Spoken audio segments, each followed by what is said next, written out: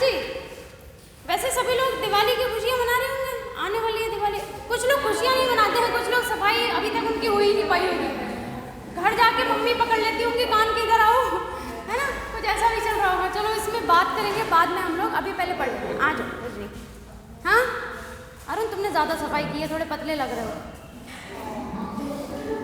चलो स्टार्ट करें बेटा। मानसून पढ़ रहे थे हम सभी लोग, और मानसून की अगर हम बात करें तो इसमें कुछ शब्दावली है जो समझने लायक है। बाकी हमने बता ही दिया था मानसून कैसे आ रहा, कैसे जाएगा वो हम बताएंगे। निवर्तन का आगे से रहा है, आगमन का बात हो गई थी थोड़ी थोड़ी। उसके अलावा अगर हम शब्दावली की बात करें इसमें क्या क्या होता है, तो सिंपल सी बात है, एक तो बात समझा दी थी पछुआ जेड धारा, जो कि लोगों को नहीं समझ में थी। डबल चले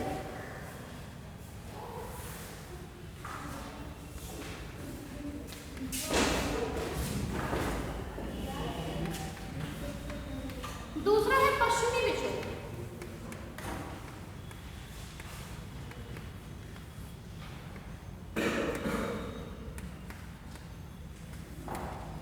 तीसरा है ITCZ।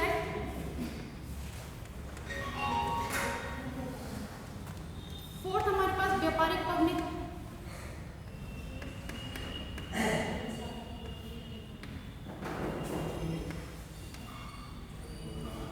Monsoon plus 4।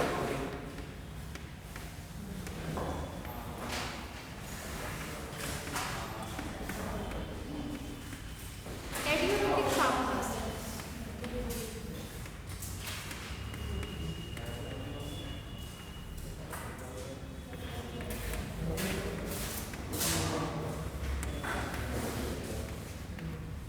ठीक है, ये सारी शब्दावली जो है हमारी समझने लायक है। अदरवाइज मानसून में कुछ भी ऐसा नहीं है सच। तो सबसे पहले हम बात करते हैं पछुआ जेड धारा की। वो क्या होता है? पश्चिमी विक्षोभ समझ लो, पछुआ जेड धारा दोबारा अब समझने की जरूरत नहीं पड़ेगी, समझ आ जाएगी। पश्चिमी विक्षोभ क्या है? एक शीतोष्ण चक्रवात है। क्या है पश्चिमी विक्षोभ? एक शीतोष्ण चक्रवात है, या फिर ऐसे लिखो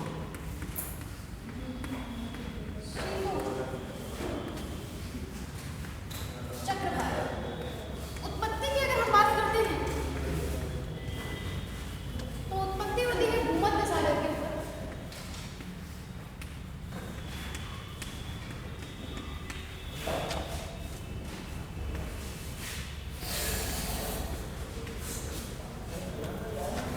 ठीक, दूसरी चीज अगर हम देखें तो पछुआ, मतलब पछुआ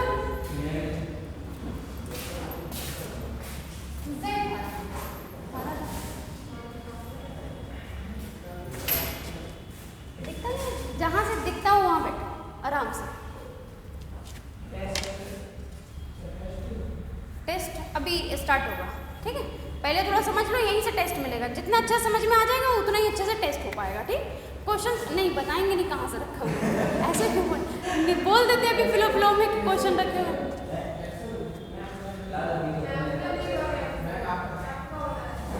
क्या हो गया? क्या बोल रहे हो, हमको बताओ, आपस में ही बोले जा रहे। हाँ, ज्योग्राफी का टेस्ट होगा। अभी जो टेस्ट होगा आज, वो टीचर अपना टेस्ट लेना चाहे तो ले सकते हैं। तो ज्योग्राफी का टेस्ट होगा, ठीक है।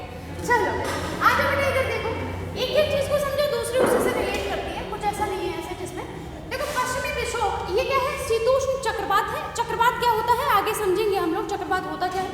ये एक शीतोष्ण चक्रवात है। शीतोष्ण चक्रवात है और कहाँ बनता है? मतलब भूमध्य सागर के ऊपर ये चक्रवात का जन्म होता है, या भूमध्य सागर के ऊपर ये चक्रवात बनता है।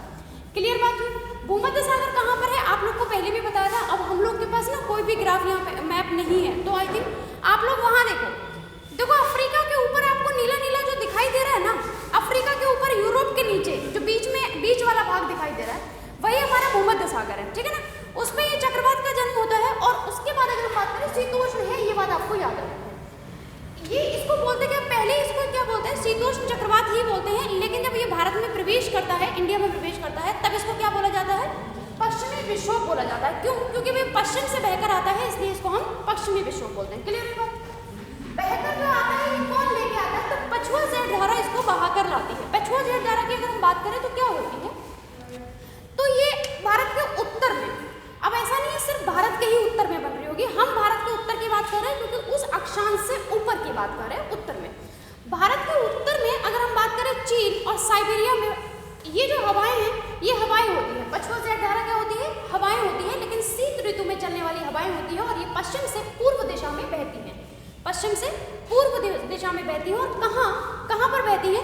तो समताप मंडल मतलब क्षोभ मंडल और समताप मंडल की सीमा पर लगभग 12 से 13 किलोमीटर की ऊंचाई पर। कितनी भाई?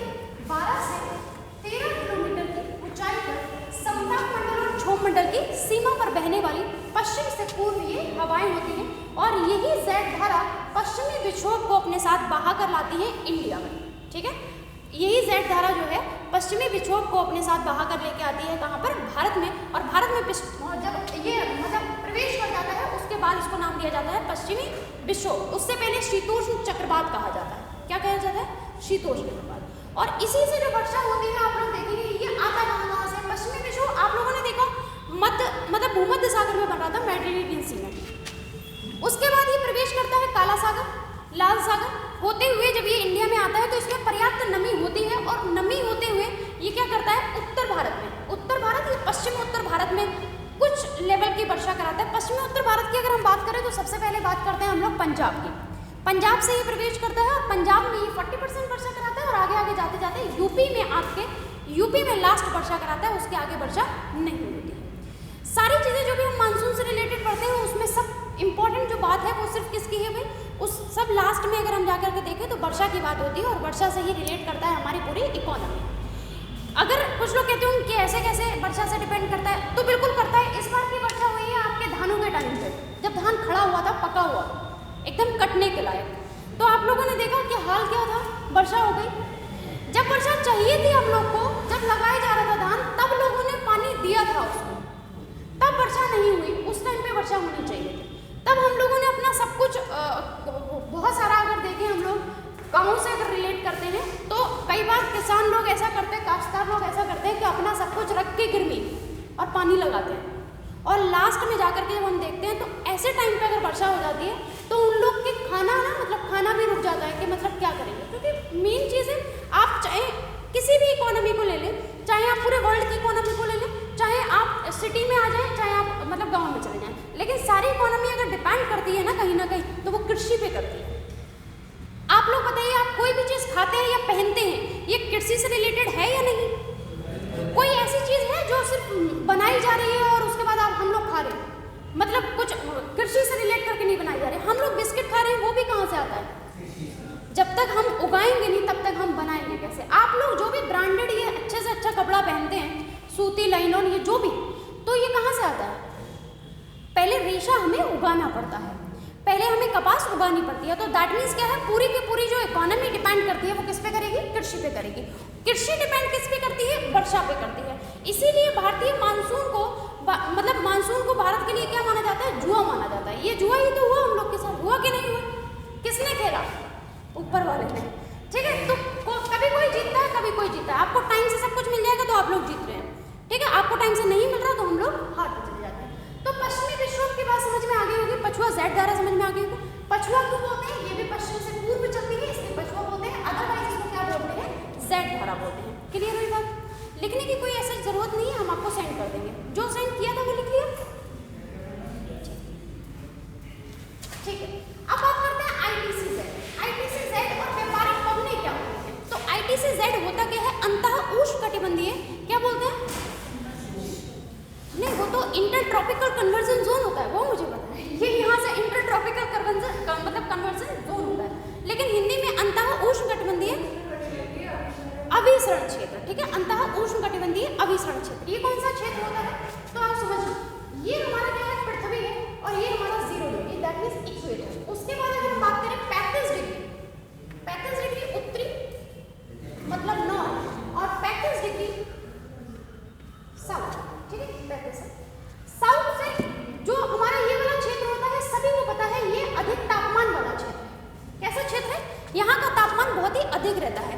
तो उत्तर और दक्षिण से ये जो तापमान अधिक है तो यहाँ पे दाब कैसा होगा? निम्न होगा, क्योंकि निम्न दाब होगा, इसलिए व्यापारिक पवनें जो होती हैं, जो पवनें चलती हैं इस तरीके से, इनको हम व्यापारिक पवनें बोलते हैं। और ये क्यों चलती हैं? तो ये उत्तर और दक्षिण से ये जो निम्न दाब का क्षेत्र है इसको भरने के लिए चलती है। निम्न दाब मतलब विषुवत रेखा निम्न दाब को भरने के लिए उत्तर और दक्षिण से कुछ हवाएं चलती हैं जो इस आपको भर चुके। और ये पश्चिम ही क्यों चल रही है, तो ऊपर वाली भी पश्चिम साइड चलती है। फेरल के नियम के अनुसार कोरोनसिस बल होता है, जिसके कारण ये हवाएं अपनी उत्तर में अपने किस साइड मुड़ रही है। अगर हम बात करें तो उत्तर में अपने ऐसे करके देखो ना दाहिनी ओर, और अगर हम दक्षिण में बात कर रहे हैं तो दक्षिण में अपने बाईं ओर मुड़ जाती है। सिंपल सी बात, दाएं बाएं में अगर कंफ्यूजन रहेंगे तो सिंपल सी बात याद रखना, उत्तर दक्षिण से चलने वाली हवाएं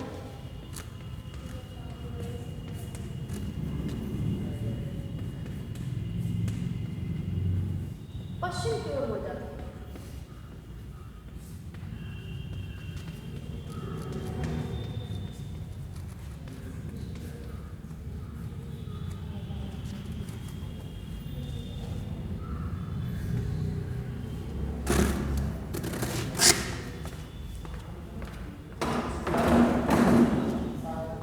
ठीक है, जो इन्हीं को हम क्या बोलते हैं, इन्हीं पवनों को, ये पवन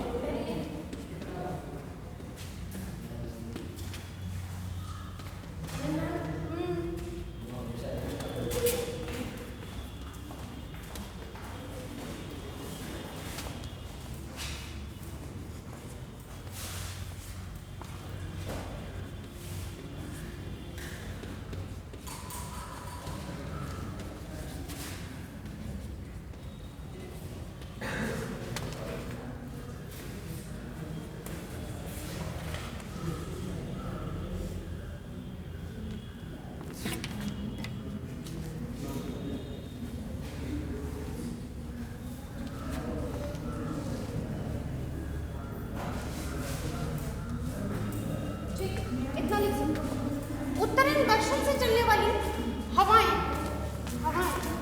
पश्चिम की ओर मुड़ जाती हैं। और इसी के आगे ये कौन लाइन ऐड कर लेना, पश्चिम की ओर मुड़ जाती है। और ये फेरल के नियम के अनुसार होता है।